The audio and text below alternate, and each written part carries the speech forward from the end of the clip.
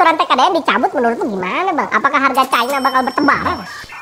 Pertama yang harus lu tahu, produksi di China itu sangat efisien dan murahnya nggak masuk akal. Bayangin aja lu brand elektronik China yang udah jualan internasional. Ketika lu punya pabrik di China, udah dipastikan lu akan punya mesin pabrikan yang bisa produksi supply buat satu dunia. Berarti jumlah produksinya udah nggak masuk akal banyaknya lu bayangin di Indonesia sini. Kedua, infrastruktur China itu sebegitu rapinya dan udah matang, ngebuat kirim-kirim barang sangat efisien dan murah juga. Ketiga, kondisi negaranya stabil, bagus buat bisnis, demo nggak ada, koruptor dihukum mati, dan seterusnya, dan seterusnya. Semua itu stabil, ngebuat bisnis pun jadi stabil, ngebuat sebuah bisnis bisa proyeksi buat masa depan jadi gampang, enak ngurus-ngurusnya. Tiga hal itu lu tahu aja, harusnya udah bikin lu mikir beberapa kali buat bikin pabrik di Indonesia. Mampu nggak lu lawan murah dan efisiensinya China? Dan hal yang keempat ini, plus kalau TKDN beneran hilang dan diganti jadi insentif, udah dipastikan tsunami barang-barang China dengan harga-harga yang sangat murah akan bantai habis market Indonesia. Lu harus tahu kalau di China itu ada namanya export tax rebate, mandarinnya Tui Sui. Jadi setiap pabrik yang ekspor keluar China, negara akan balikin pajak yang udah dibayarin pabrik itu buat produksi sebuah produk. Contoh aja misalnya TWS kayak gini. Misalnya aja kita ambil biaya produksi satuannya Rp100.000 yang udah termasuk pajak 13%. Berarti pabrik udah bayar pemerintah sekitar 13 ribuan rupiah. Pas brand TWS ini ekspor, anggaplah pabrik ini mau cuan 20%. Jadi harga jualnya 120.000. Ternyata TWS ini masuk ke kategori tax refundnya 13%. Berarti secara hitungan pemerintah akan refund Rp15.600. Tapi karena lu bayar pemerintah cuma Rp13.000 pajak pas produksi, ya pemerintah cuma akan refund ya 13.000 itu, yang mana paling kecil. Dari sistem gini aja lu akan sadar pabrikan China itu bisa ekspor barang tanpa pajak sama sekali atau 0% tax di negaranya. Mampus nggak lu kalau lu punya pabrik selain di China? Lawan lu langsung negara, bos. Jadi kalau lu lihat gue sering share harga China di JD.com, lu harus tahu kalau di web itu udah dua pihak untung. Brandnya untung plus JD.com-nya sebagai marketplace untung. Dan kedua pihak yang untung itu udah dikenain pajak keduanya. Dan semisal monitor itu termasuk dalam tax refund yang gede persennya di China sana, sangat-sangat masuk akal harga monitor di China harusnya bisa dijual dengan harga yang sama di Indonesia. Makanya gue selalu ngomong kalau Xiaomi Indonesia selalu nge-bullshit ngelawan CEO-nya sendiri yang jelas-jelas ngomong selamanya profit cuma 5%. Barang 2 juta bisa dijual 2,7 juta. Selisihnya aja mau 25%. Sekali lagi gue ingetin, di JD.com yang gue kasih tuh harganya 2 juta itu, dua pihak udah profit. Dan profit dua pihak itu kena pajak lagi. Ngebuat harga modal monitor itu akan sangat jauh di bawah harga 2 juta itu. Apalagi kalau Xiaomi China ekspor ke Indonesia dan dapat tax refund lagi. Mampus gak lo? Berapa banyak untungnya? Tapi ya nggak apa-apa juga, brand China bukan Xiaomi doang. Lihat Skyward sekarang 242K-nya bantai Xiaomi dari segi tuning. Dengan beda sama harga China cuma 15%. Ya gue sih berharapnya dengan hilangnya TKDN dan berubah jadi insentif, brand monitor China lain itu datang kompetisi di sini gila-gilaan. Ujungnya Xiaomi Indonesia akan digebukin juga buat turun harga. Buat lo yang males ke e-commerce, gue udah taruh produknya di keranjang bawah. Sementara itu monitor 1 sampai 2 jutaan terbaik yang bisa lo beli.